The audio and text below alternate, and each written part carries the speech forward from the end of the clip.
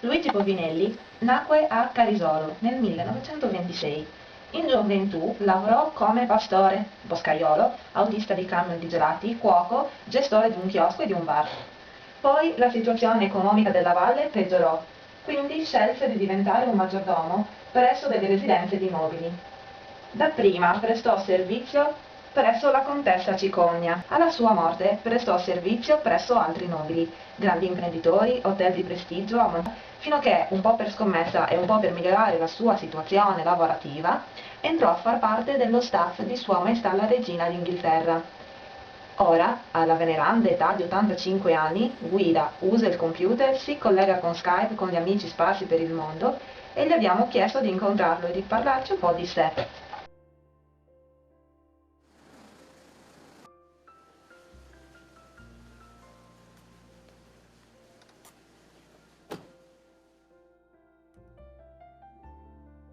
Mi racconti come hai deciso di emigrare? Ma è stata una decisione un po' improvvisa. Io ero a Monte Carlo e lavoravo in albergo dove erano tutti inglesi e non capivo niente di quello che mi chiedevano di fare o di servire. Allora ho deciso, vado a Londra, ho chiesto al direttore di lasciarmi andare per 3-4 mesi a Londra e imparare un po' l'inglese. Sì, questo è il nostro ospite. Vi presento Luigi Povinelli. Buongiorno. Era questo il tuo sogno da bambino? No, non avevo mai sognato di andare all'estero e meno ancora di essere qui con voi, ecco, perché se non fossi andato all'estero non sarei emigrato e non sarei qui. Luigi, which are your dreams now? Il mio sogno adesso è quello, se il Padre Eterno mi tiene ancora un paio d'anni, anzi forse 4, da arrivare ai 90. È stato difficile imparare l'inglese? Abbastanza difficile. Avevo, non mi ricordo più, 40 anni o 41, allora non si è ragazzini che si impara subito. Già avevo imparato un po' di francese, pensavo di impararlo in 3-4 mesi, poi mi è piaciuto a Londra e allora ci sono rimasto. Luigi, quindi è vero che sei appassionato dalle nuove tecnologie?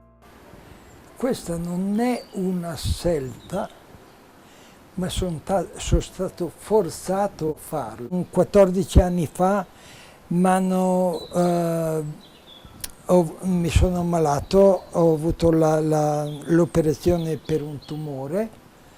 Mentre ero ancora in ospedale mi è arrivato un ictus abbastanza forte, non parlavo, non camminavo, e so ancora gli effetti dell'ictus nella parte destra mia. Allora non riuscivo più a scrivere e neanche adesso riesco a scrivere a mano. La firma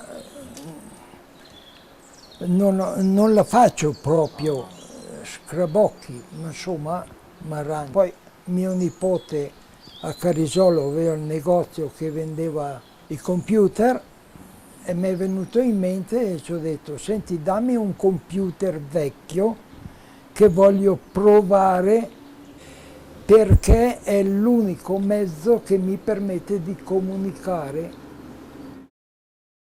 Allora di questo mondo britannico nobile, ti è rimasta qualcosa, qualche abitudine? Una pausa caffè, un attimo? Ho imparato io da loro a fare le pause, perché quando ero in Italia non facevano le pause che adesso fanno qui. Il coffee break l'ho imparato là. Quando sono tornato in Italia mi sono accorto che anche qui fanno il coffee break, In Inghilterra è il tea break. il tea break. è nel pomeriggio. Alle 5 metto la sveglia, alle 5 in punto devo versarmi il caffè, il tè volevo dire. Sono cose che lei ha insegnato agli inglesi, ai nobili inglesi, o trentine anche. Sì, trentine, perché ai nobili inglesi io non ho avuto molto, a parte che ho avuto il top della nobiltà, essendo a Buckingham Palace. Immagino che a Buckingham ci siano state molte visite e magari di questo ce ne può un po' parlare. Mi ricordo che una volta ho fatto evitare un incidente diplomatico, perché era venuta uno dei presidenti di uno Stato, aveva 2 cagnolini. Non hanno detto niente, nessuno sapeva niente, però non possono portare animali a Buckingham Palace. Ho accorto che c'erano, allora sono andato dalla regina a dirglielo. E anche la regina ha risposto, io anche vado in visita ufficiale di Stato, ma mai porto i miei. Li hanno portati fuori, la regina mi ha ringraziato, è logico. Qual è il tuo segreto? Qual è la cosa che ti dà la carica o la voglia o la possibilità di superare questi momenti tristi? Adesso vai in un argomento un po' difficile, ma cercherò di spiegarmi. Io non ho mai fatto progetti veri e propri, devo arrivare lì. Ma quando sono a un certo punto dico, devo andare alla fine, non so se rendo l'idea, quando ero, tutto quello che mi è sempre successo nella vita, malattie o non malattie, lavoro o no, o cose belle e brutte, se la cosa è brutta dico, meno male, adesso è finita. Ecco perché riprendo a sorridere. E se la cosa è bella, meglio ancora, perché dico, oh, ce l'ha fatta. Non ho mai avuto veramente un punto di riferimento da dire, io sono andato a Buckingham Palace, ma non ho mai puntato di arrivare lì. Anzi, la mia intenzione è stato solo quella di andare a palazzo a vedere com'era dentro. Non sapevo niente delle famiglie reali, mi ero stancato di fare il maggiordomo proprio perché certe signore non sapevano fare a comandare. Ecco. Immaginare se io pensavo di andare a Buckingham Palace, dove la signora, oltre che essere signora, è la regina. Sì, il capo. Era lungi da me quel pensiero. Oh, sono le 5. Cosa dite ragazzi? Andiamo a prendere il tè? Sì.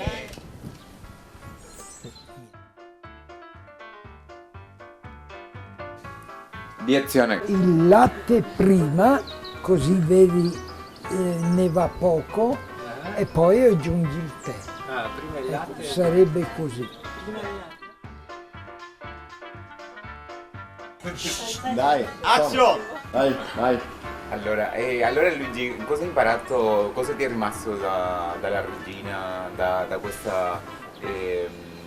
ambiente nobile britannico? Beh, la serietà, diciamo, di non interrompere mai nessuno quando... Oh, guarda un po', questa arriva a fagiolo, dicono. Pronto?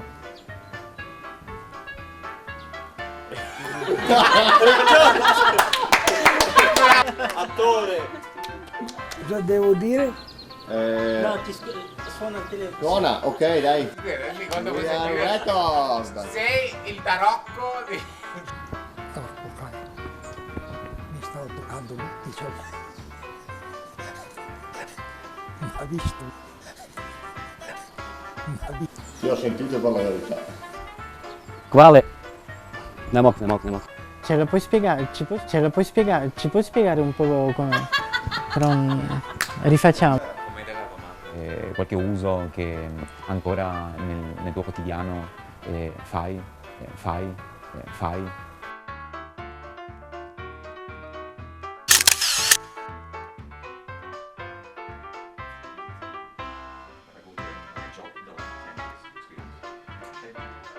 To make sure he too feels comfortable.